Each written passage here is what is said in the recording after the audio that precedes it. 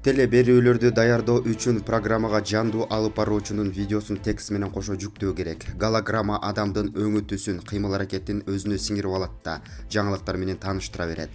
Кытайда дүйнөдө биринчи жолу жасалма интеллект базасында иштеген виртуалдуу теле алып баруучу тартууланды.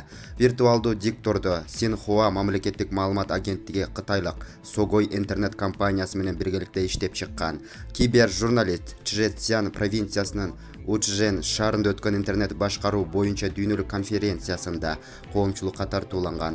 Программага мисал катары Кытайдын белгилүү теле алып баруучусу Сю Хаунун образын алышкан. Иштеп чыгуучулардын айтымында мындай жасалма интеллект адамды туурап, анын манерасы менен сүйлөп, кол жаңсап, үнүн жана эмоциясын берип, ошол эле учурда жаңылбай сүйлөйт. Виртуалдуу диктор күнү түнү дем алышсыз иштей алат. Муну менен редакциянын жаңылык даярдоо короткон чыгымы азая турганын айтышат. Булак Спутник KG. Continuous innovation and deep integration with the international advanced technologies. I look forward to bringing you the brand new news experiences